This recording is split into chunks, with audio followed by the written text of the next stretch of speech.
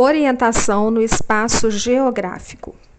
Desde o início de sua história, os seres humanos criam mecanismos de orientação no espaço geográfico para se deslocarem de lugar para o outro, prevendo o retorno ao ponto de partida.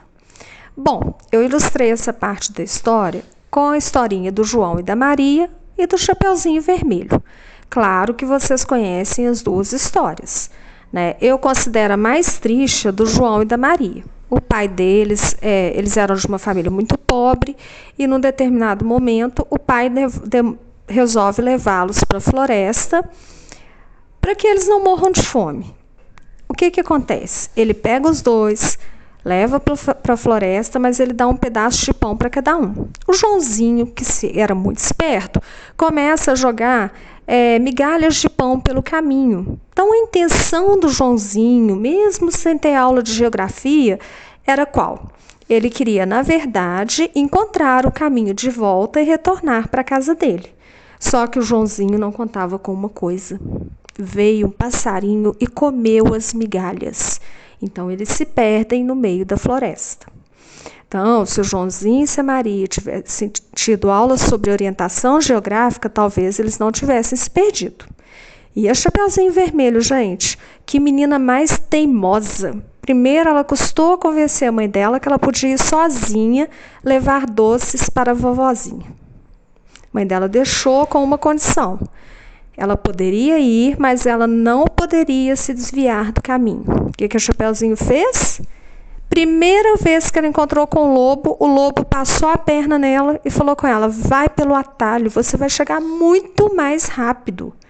Só que o lobo estava enganando a Chapeuzinho, lembra disso? O que ele queria? Na verdade, ele pegou o caminho mais curto e ela foi pelo caminho mais longo. Conclusão da história, ela se desviou da direção que ela tinha que seguir e foi parar depois na casa da vovó, que já tinha sido morta pelo lobo mau. Então, são histórias que eu citei como exemplo para vocês entenderem como que orientação e localização são importantes na nossa vida. Existem várias formas de orientação. Então, imaginem vocês que antigamente não existia GPS, não existia celular, né? A gente não tinha os meios tecnológicos que temos hoje. Então, a primeira forma de orientação do ser humano foi pelo Sol. Ao observar o Sol, o ser humano percebeu que ele surge e desaparece aproximadamente nas mesmas direções todos os dias. Baseado nesse fato, foi determinado um conjunto de pontos de orientação chamado de pontos cardeais. São eles: o norte, o sul, o leste e o oeste. Como que a gente se orienta pelo Sol? Observe a imagem que eu coloquei para vocês. Nós temos aí um menininho, ele está de braços abertos, o braço direito dele está na direção onde o Sol nasce e o braço esquerdo na direção onde o Sol se põe. Então, gente, todos os dias chegou-se à conclusão de que o Sol nasce aproximadamente do mesmo lado e se põe do lado oposto. O lado que o Sol nasce ficou conhecido como lado leste. O lado oposto, onde ele se põe, é o oeste. Atrás nós temos o sul, nas nossas costas, e na frente o norte. Olha, se o Joãozinho soubesse disso, hein? Teria conseguido voltar para casa, não teria? Mas ele não sabia, né? Então vamos perdoar o Joãozinho. Os pontos cardeais são norte, sul, leste, oeste. A partir dele foram criados os pontos colaterais e os subcolaterais. Então, observem essa imagem e sigam as cores na rosa dos ventos.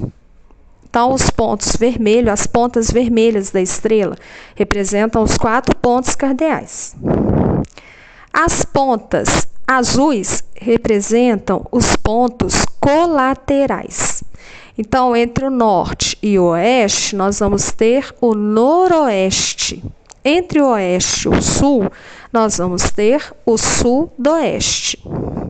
Entre o norte e o leste, a gente tem o nordeste. E entre o leste e o sul, o sudeste. Localizaram direitinho na imagem?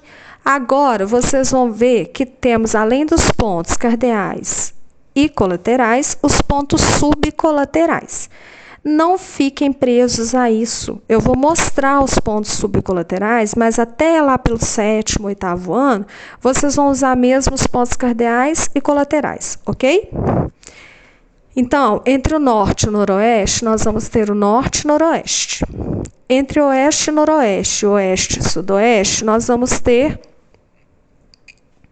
Então, gente, vamos observar aí a rosa dos ventos. Entre o norte e o noroeste, nós temos o norte e o noroeste. Entre o noroeste e o oeste, nós vamos ter o oeste e o noroeste. Entre o oeste e o sudoeste, nós vamos ter o oeste e o sudoeste. Entre o sudoeste e o sul, sul, sudoeste. Entre o sul, sudeste, sul, sudeste. Entre o sudeste, leste, leste, sudeste. Entre o leste, nordeste, leste, nordeste. Entre o nordeste, norte, norte, nordeste. Eu quero que vocês façam uma rosa dos ventos no caderno de vocês, tá? Se precisar, volta à aula e olha essa rosa dos ventos aí, ok?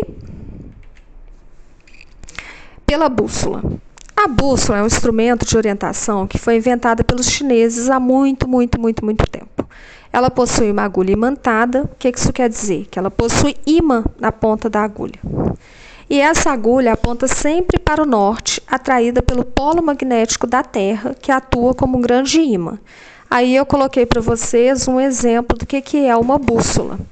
Então, se a gente tiver uma bússola em mãos, a gente vai saber sempre para onde está o norte. A partir da posição norte, que vai estar sempre na minha frente, eu vou localizar os outros pontos cardeais, que são o sul, o leste e o oeste. Beleza? Se vocês tiverem em casa uma bússola, pode fazer uma experiência com ela. Mais tarde também eu vou mandar uma atividade que vocês vão construir a própria bússola de vocês. Orientação pela Lua. Podemos nos orientar também pela Lua. O procedimento para determinar os pontos de orientação, tomando a Lua como referência, são os mesmos adotados pelo Sol. A Lua nasce a leste, se põe a oeste, atrás tem o sul, na frente tem o norte. Pelas estrelas. A estrela polar faz parte da constelação Ursa Maior. Se nos colocarmos de frente para a estrela polar, encontraremos o norte e então às nossas costas temos o sul, à direita o leste e à esquerda o oeste. Atenção, a estrela polar é vista só por quem está localizado no hemisfério norte do planeta. Nós estamos, na nossa maioria, no hemisfério sul. Nós que estamos aqui embaixo no hemisfério sul, podemos usar como referência, à noite, a constelação do Cruzeiro do Sul. Ele é formado por um grupo de 5 estrelas brilhantes, o suficiente para serem vistas, mesmo da cidade, com as luzes acesas. Eu deixei para vocês 2 exemplos, da estrela polar e do Cruzeiro do Sul. Novamente eu repito, a estrela polar a gente não visualiza. Agora o Cruzeiro do Sul, mais tarde, chega na janela do quarto de vocês, pede a ajuda do papai, da mamãe, do vovô e dos responsáveis, que vocês vão conseguir localizar essa estrela, ok? E o GPS? O GPS significa Global Position System, em inglês, ou seja, Sistema de Posicionamento Global.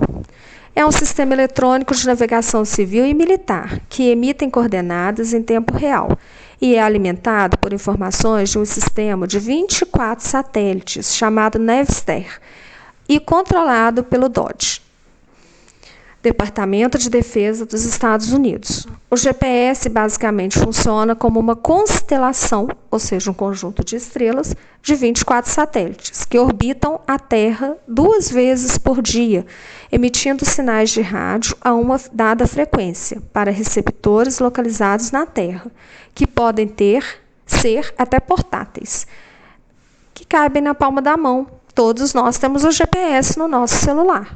Então, o GPS ele vai funcionar como um conjunto de estrelas, e quando a gente fala que orbita a Terra, é porque eles estão em volta do planeta Terra no espaço, ok?